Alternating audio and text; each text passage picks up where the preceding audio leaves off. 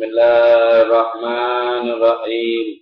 Allahumma salli wa sallim wa barik ala nurikal asbaq wa siratikal muhaqqaq alladzi abrastahu rahmatan jamilatan li wujudik wa akramtahu bi syuhudik wa safaitahu li nubuwatika wa risalatik wa arsaltahu basyiran wa nadhira وداعيا إلى الله بإذنه وسراجا منيرا نقطة مركز الباء الدائرة الأولية وسر الأسرار الألف القطبانية الذي فتكت به رفق الوجود وغصصته بأشرف المقامات بمواهب الامتنان ومقام المحمود وأقسمت بحياته في كتابك المشهود لأهل الكشف والشهود وهو سرك القديم الساري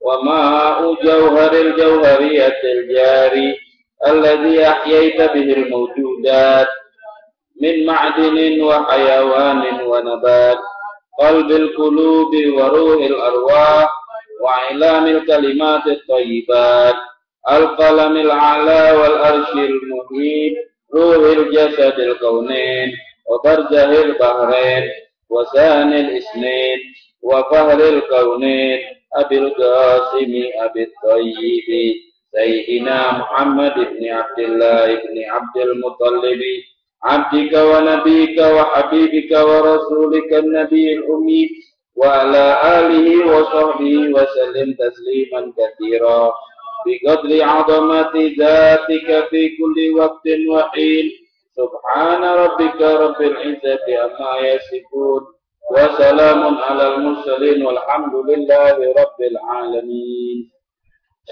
Assalamualaikum warahmatullahi ta'ala wabarakatuh. Alhamdulillah rabbil alamin. Wa bihi nasta'inu ala umuri dunya wa din. Allahumma salli wa sallim ala Sayyidina Muhammadin نور الأنوار وسر الأسرار وترياق الأغيار ومفتاح باب اليسار سيدنا محمد المختار وآله الأطهار وأصحابه الأخيار عدد نعم الله وإفضاله سبحانك لا علم لنا إلا ما علمتنا إنك أنت العليم الحكيم وتب علينا إنك أنت التواب الرحيم رب اشرح لي صدري ويسر أمري wahlul 'uqdatam min lisani yafqahu qawli. Alhamdulillah, pada sore atau pada sore yang penuh barakah ini, marilah kita senantiasa selalu bersyukur kepada Allah Subhanahu wa taala yang telah memberikan kepada kita kesempatan, yang telah memberikan kepada kita petunjuknya hingga pada sore ini kita masih bisa berkumpul kembali guna untuk menghidupkan atau mengisi daripada sisa waktu dari umur yang telah diberikan oleh Allah Subhanahu wa ta'ala. Ma'asyiral hadirin rahimakumullah, pada saat ini kita akan membaca daripada sedikit makna yang terkandung di dalam surah Ad-Duha, yaitu tentang surah yang sangat mulia ini dinamakan surah Ad-Duha. Sebelum kita mempelajari tentang makna surah Al-Quran, ketahuilah bahwasanya Al-Quran itu adalah lautan ilmu. Apa saja yang kita inginkan daripada ilmu pengetahuan, kita inginkan dari segala macam yang kita inginkan, semuanya itu tercantum di dalam Al-Quran. Seorang sahabat ahli tafsir, beliau mengatakan, yaitu Abdullah bin Mas'ud, beliau mengatakan bahwasanya law dha'ali igolu ba'irin lawajadtuha fil Quran. Seandainya sehelai tali yang menempel di leher onta ternakan saya, seandainya sehelai tali itu hilang, pasti saya dapatkan di dalam Al-Quran. Artinya, segala sesuatu yang kita inginkan daripada kebaikan di dunia maupun di akhirat, cara mencarinya atau cara kita dapati semua itu ada di dalam Al-Quran. Asal kita mau mempelajari dan mengambil ilmu-ilmu yang terkandung di dalam Al-Quran. Al-Habib Abdullah bin Alwi bin Muhammad Al-Haddad radhiyallahu ta'ala anhu, beliau mengatakan tentang sifat daripada Al-Quran, beliau mengatakan, ala innahu bahrul muhit wa kulluhu anharun tumaddu minal bahri. Ketahuilah Al-Quran itu adalah samudra yang sangat luas, yang tidak ada tepinya. Semua daripada ilmu-ilmu itu dinukil daripada ilmu Al-Quran. Oleh karena itu, kalau kita mempelajari ilmu Al-Quran, maka berarti kita mempelajari seluruh jenis ilmu. Ilmu apa saja, semuanya ada di dalam Al-Quran. Ma'asyiral hadirin rahimakumullah, pada saat ini kita akan membaca sedikit daripada surah Ad-Duha. Surah Wad-Duha yang sering kita kenal. Surah Wad-Duha ini Makkiyah. Artinya surahnya diturunkan sebelum Rasulullah SAW hijrah. Rasulullah SAW sebelum hijrah, kalau dituruni surat Al-Quran namanya surah Makkiyah. Kalau setelah Rasulullah SAW berhijrah ke kota Madinah, turun surah daripada surah Al-Quran, turun ayat daripada Al-Quran. Setelah beliau hijrah di kota Madinah, namanya surah Madaniyah. Jadi istilah di dalam ilmu tafsir, ada yang namanya surah Makkiyah, ada yang namanya surah Madaniyah. Surah Makkiyah yaitu surah yang turun sebelum hijrahnya Rasulullah ke kota Madinah. Kalau surah Madaniyah ialah surah yang turun setelah Rasulullah SAW berhijrah ke kota Madinah. Oleh karena itu, seorang ilmu tafsir beliau mengatakan di dalam bait syairnya, Makkiyuhu ma qabla hijratin nazal wal madani ma ba'daha wa intasal. Surah Makkiyah ialah surah yang turun sebelum Rasulullah hijrah. Kalau surah Madaniyah ialah surah yang turun setelah Rasulullah SAW hijrah. Jadi di dalam Al-Quran sering sekali kita mendengar surah Makkiyah dan surah Madaniyah. Yang dimaksud dengan Makkiyah yang tadi yang sudah kita jelaskan. Di dalam surah Ad-Duha ini banyak menceritakan tentang nikmat-nikmat yang diberikan oleh Allah kepada Nabi Muhammad. Memang Nabi Muhammad itu makhluk yang paling mulia. Sehingga Nabi Muhammad diberikan oleh Allah keistimewaan yang melebihi daripada nabi-nabi yang lain. Nabi Musa, Nabi Adam, nabi-nabi yang lain, mereka begitu mendengar anugerah yang telah diberikan oleh Allah kepada Nabi, beliau kepengen. Sampai-sampai Nabi Musa kepengen menjadi umatnya Nabi Muhammad. Saking banyak anugerah yang telah diberikan oleh Allah kepada Nabi Muhammad dan para umatnya. Disebutkan di dalam sebuah hadis. Pernah suatu saat Nabi Musa alaihissalam, beliau membaca di dalam kitabnya cerita tentang umat daripada umat yang diberikan oleh Allah anugerah yang sangat besar, yaitu umatnya Nabi Muhammad. Beliau mengatakan, ya Rabbi, ya Allah, aku mendapatkan di dalam kitab Taurat ada satu umat, mereka diciptakan oleh Allah di akhir-akhir zaman, tapi masuk surga terlebih dahulu. Diciptakan di akhir zaman, mereka masuk surga nomor 1. Jadikanlah itu umatku ya Allah. Itu kata Nabi Musa.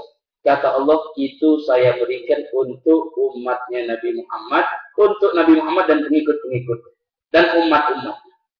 Kemudian beliau mengatakan lagi, ya Allah, saya membaca di dalam kitab Taurat, kata Nabi Musa, ada sekelompok umat. Mereka itu kalau melakukan dosa, begitu mereka minta ampun, dosanya dimaafkan oleh Allah. Coba tolong ya Allah, jadikan itu adalah umat. Nah, Allah Subhanahu wa ta'ala mengatakan, ya Musa, itu adalah saya berikan kepada Nabi Muhammad dan umat-umat. Banyak sekali Nabi Musa melihat keistimewaan yang diberikan oleh Allah kepada Nabi Muhammad dan pengikutnya. Sampai-sampai terakhir daripada hadis itu Nabi Musa mengatakan, kalau begitu ya Allah, jadikan saya satu daripada umatnya Nabi Muhammad. Jadi oleh karena itu, anugerah yang besar yang diberikan oleh Allah, oleh oleh Allah kepada Nabi Muhammad dan umat-umat Nabi Muhammad, itu perlu kita syukuri, perlu kita terima kasih kepada Allah Subhanahu wa taala. Caranya dengan menjalankan syariat yang telah dibawa oleh Nabi Muhammad. Jadi di dalam surah Wadduha ini cerita dan isinya banyak anugerah yang diberikan oleh Allah kepada umatnya, kepada Nabi Muhammad Shallallahu Alaihi Wasallam. Karena Nabi Muhammad mulia, maka umatnya menjadi mulia. Pernah kita mendengar bahwasanya Nabi Muhammad itu diberikan keistimewaan lebih. Di antaranya takfiruz dzunub, cara pengampunan. Kalau umat-umat terdahulu, umat Nabi Musa alaihissalam, umat Nabi Musa, kita pernah mendengar cerita bahwasanya mereka itu menyembah ijlah, menyembah anak sapi. Ya, setelah mereka menyembah anak sapi, mereka mengatakan mereka bertobat kepada Allah. Mereka menyembah anak sapi, habis itu mau bertobat kepada Allah. Mereka datang kepada Nabi Musa. Bagaimana cara bertobat? Turun ayat dari Allah. Fatubu ila bari'ikum faqtulu anfusakum. Dzalikum khairul lakum inda bari'ikum fataba 'alaikum innahu huwat tawwabur rahim.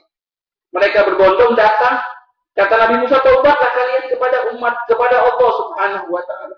Bagaimana wahai Musa kalau kami mau bertobat kepada Allah? Bagaimana caranya? Kata Allah, faqtulu anfusakum. Caranya yang berdosa dibunuh.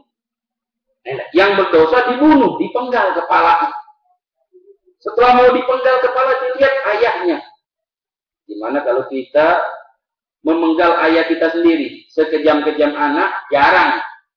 Jarang ada sanggup memenggal ayahnya sendiri. Mereka datang lagi kepada Nabi Musa. Ya Nabi Musa, bagaimana kau mempenggal? Yang dipenggal ini ayah kami, adik kami, saudara kami, keluarga kami tidak kuat. Adakah cara yang lain untuk bertaubat kepada Allah Subhanahu wa taala? Akhirnya Nabi Musa munajat kepada Allah Subhanahu wa taala. Setelah itu turun kemudahan dari Allah. Bukan turun hukum penggalnya, tapi turun kabut. Sehingga menutupi siapa yang mereka penggal itu tidak tahu. Dari pagi mereka dipenggal sampai sore, tidak tahu berapa ribu mereka yang kena penggal. Akhirnya turun kemudahan dari Allah Subhanahu wa taala. Itu kalau umatnya Nabi Musa. Kalau mereka melakukan kesalahan, apa hukumannya? Dipenggal kepala. Tapi kalau kita umatnya Nabi Muhammad Shallallahu Alaihi Wasallam, kita melakukan kesalahan, cukup kita menyesal dan istighfar kepada Allah. Tidak usah dipenggal, tidak usah. Ini semuanya kemudahan diberikan oleh Allah berkat Nabi Muhammad. Kalau orang-orang terdahulu kalau pakaiannya kena najis, itu dipotong pakaiannya. Kita alhamdulillah kalau kena najis cukup dicuci, habis dicuci dijemur, pakai lagi tidak apa-apa. Kalau baju kita kena najis, tidak usah dipotong baju kita. Kalau dipotong mungkin habis pakaian kita, tiap hari najisan terus. Nah, jadi oleh karena itu, ini nikmat yang sangat besar diberikan oleh Allah kepada kita umat Nabi Muhammad. Dari mana kita peroleh umat? Nikmat tersebut kita peroleh dari berkat Nabi Muhammad Shallallahu Alaihi Wasallam. Jadi oleh karena itu nikmat dan anugerah yang telah diberikan oleh Allah Subhanahu Wa Taala kepada Nabi Muhammad sangatlah banyak karena beliau adalah makhluk yang dimuliakan dan dicintai oleh Allah Subhanahu Wa Taala. Qala Allah Subhanahu wa taala wadduha wal laili idza saja. Di dalam ayat ini wadduha artinya aku bersumpah demi waktu duha. Di dalam ayat ini Allah sering kali bersumpah wal laili wasyamsi. Banyak sumpah-sumpah yang digunakan oleh Allah. Kadang-kadang Allah bersumpah dengan zatnya. Kadang-kadang Allah bersumpah dengan ciptaan-ciptaannya. Jadi sumpah yang digunakan oleh Allah menunjukkan bahwasanya yang dijadikan sumpah itu adalah sesuatu yang agung. Di dalam ayat ini demi waktu duha. Karena waktu duha itu waktu yang bagus.